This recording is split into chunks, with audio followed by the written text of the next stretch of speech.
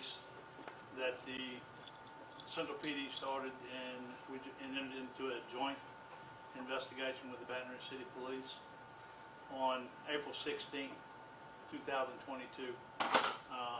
Our officers, Officer Whitten, responded to the 17,000 block of Roble Avenue about some found property.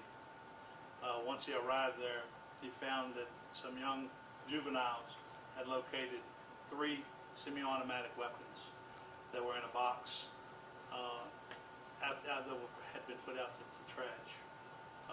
They had found them the night before. Upon further investigation, it was discovered that the box contained some items belonging to the Baton Rouge City Police. So we went further and contacted the Baton Rouge Police, and they took over the investigation of the weapons from there. Mr. Meyer? Chief? Yes, sir.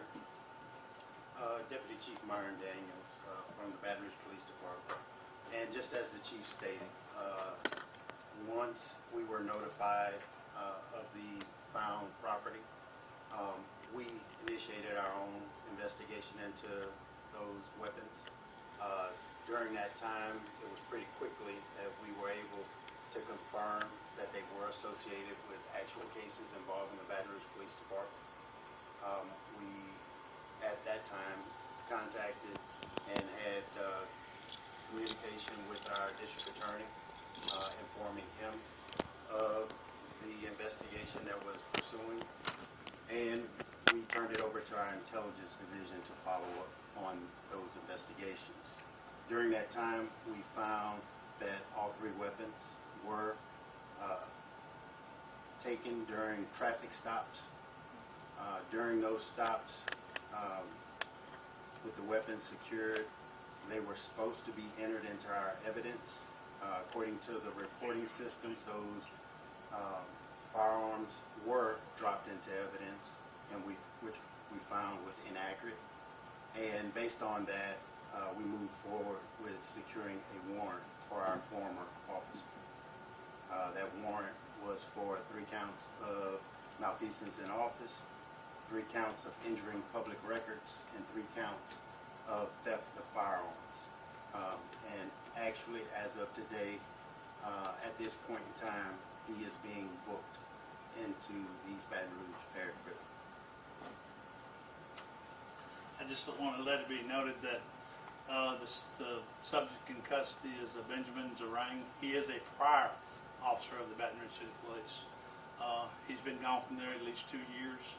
He has worked for other agencies since then, but no one is above the law here.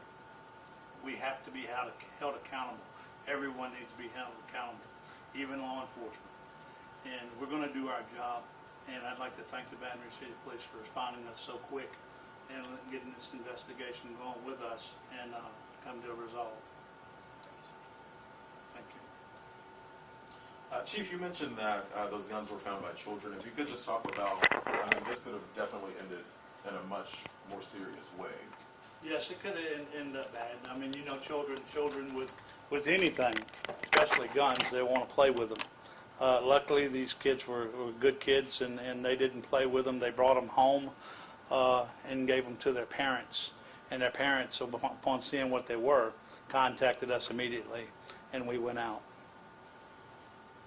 How long was he with the BRPD, and do you have a reason when he left, why he left? Actually, he was with Baton Rouge Police Department for approximately 3.5 years, starting in 2016 and leaving in June of 2020.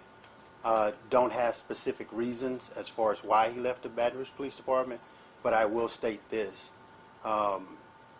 There was some accountability. This was not the first issue involving evidence not being dropped.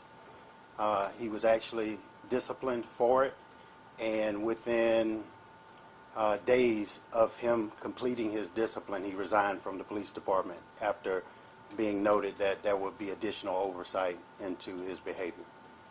Can you elaborate on what other agencies he was employed with?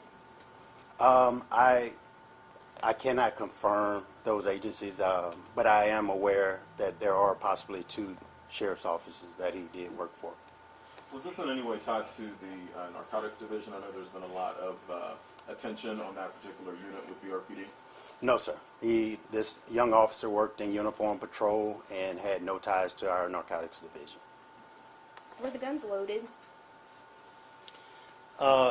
They did have full magazines with them, 30-round magazines with them. We were just lucky that the children didn't put them in the weapons. But, you know, thank God we came to a good resolve with this, that no one was hurt. And the fast investigation that was done. In Baton Rouge City Police, they did do a audit on this young man, this former officer, to make sure there wasn't anything else that would come out, other evidence that he might not have dropped in, and that was all that was found, to my knowledge. Final question? Thanks, everybody. Just to confirm, he is in police custody. Yes, he is. Thank you. Thank you. Thank you.